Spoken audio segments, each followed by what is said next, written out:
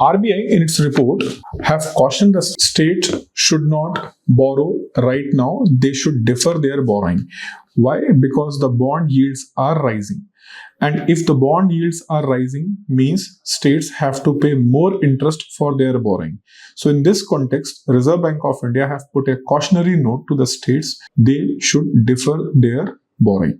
Here, a few things we have to understand in the latest RBI report. First and most important thing is currency in circulation. As per RBI report, since demonetization, the currency with the public is consistently on the rise. Though in between some years we have seen the downfall, but overall currency with the public is consistently on the rise.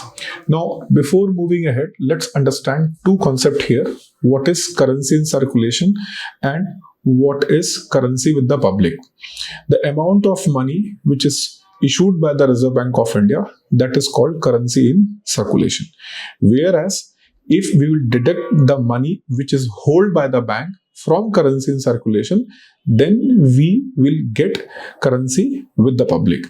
So as per the RBI data, currency in circulation is on rise, as well as currency with the public is also on the rise, despite government's effort to go for more digitalization and digital economy, but consistently this ratio is rising. And because there is a more currency with the public, means less money with the bank, and if less money with the bank, then the borrowing cost is going to rise. So this is why RBI have recommended states they should defer their borrowings. One more finding in the RBI report is usually states go for long-term borrowings, but the recent trend shows that states are going for short-term borrowing also. In fact, the average weightaged borrowing by the states, which was earlier 20 years, means on an average, states are borrowing minimum for 20 years, that is reduced to 13 years. Means now states are preferring to borrow for the shorter term in order to decrease their burden of the debt repayment along with the interest. So these are certain findings. And one more very important finding of the RBI report is, if we will see currency in circulation with the GDP ratio, India have highest currency in circulation to GDP ratio in the world, which is 11.11. For your consideration, Japan and Eurozone, they are also having higher CIC, that is currency in circulation to GDP ratio, that is 9.5 and 8. But India have 11.11 CIC to GDP rate. Now understand what is CIC to GDP rate. CIC to GDP rate basically shows that out of our total GDP, how much GDP is what? GDP is the total value of our production. So for that purpose, how much cash is being paid in order to go for production activity, that shows CIC to GDP ratio. So having higher CIC to GDP ratio shows that India uses more cash in comparison to other economies when they are going to make payments for the production purpose. And in other contexts, means in other ways, if you'll see other countries, especially like Sweden.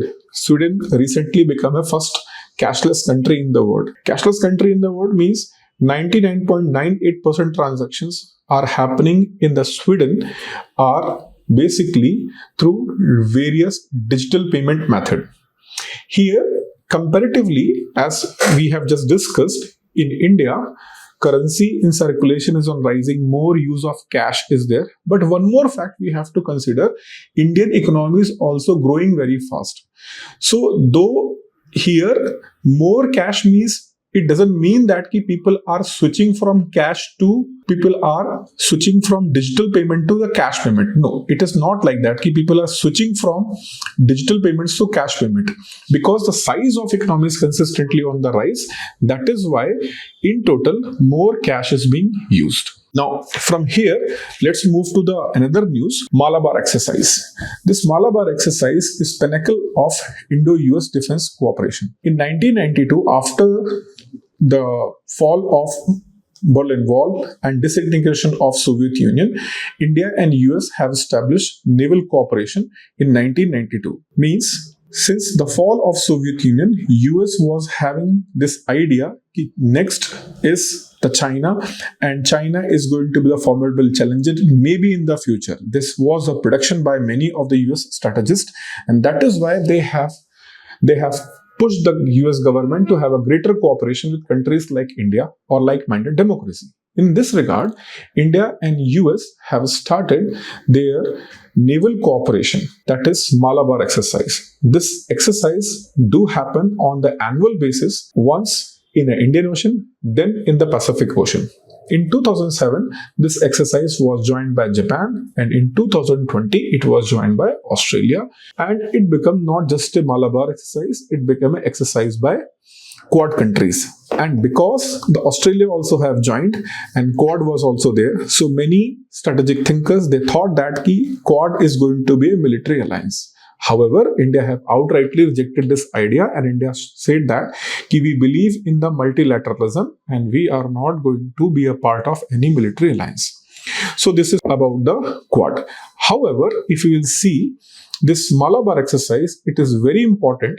Though it is not a military grouping, but this Malabar exercise is going to be a interoperability exercise between these four navies, and as it is being conducted in the Indian Ocean as well as Pacific Ocean, so it gives an immense experience to all those navies, including Indian Navy, because in this exercise of Malabar, it happens in the two phases. Phase 1, which is a harbor exercise, and phase 2, that is the sea exercise. In the harbor phase, all these four navies are going to conduct certain operations like communication and all. Whereas in the sea phase, they are going to follow the complex maneuvering. For example, they are going to have a submarine hunting game.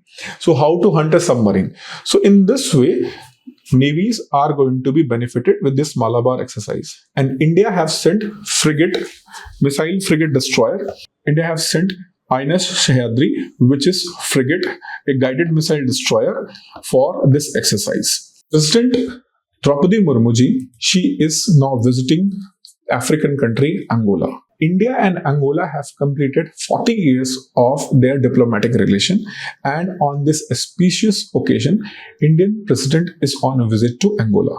And Angola is going to celebrate its 50th independence on 11th of November, which is also going to be attended by our president Draupadi Murmu ji. Why Angola visit is important from the India's point of view? African countries, most of the African countries are rich in the mineral resources, and Angola is not an exception to it. Angola is highly rich in the hydrocarbons as well as in the critical minerals. And that is why President Murmu, while visiting to Angola, she made this statement: the energy cooperation between India and Angola is going to be the bedrock of this India-Angola relation. And during this visit, India also offered a $200 million credit line to Angola. Before moving ahead, just briefly understand what is line of credit. Now, suppose I'm offering you a credit line. You are country A and I'm India, and I'm offering you a credit line of $300 million. So in this context, once I will offer you the credit line, you can purchase any weapon from us by using that $300 million. So in this way, a country is going to fulfill its need, and at the same time, Indian defense industries are also going to get an order. So in this way, this credit line works, and India have offered this credit line to Angola. We know that few weeks back, US have put a sanction on Russian oil companies, and under this sanction, US have put a pressure on Russia to stop the Ukrainian war. That might be a good thing to pressurize Russia to end the war. But how US is cleverly picking and going for cherry picking, it is evident here.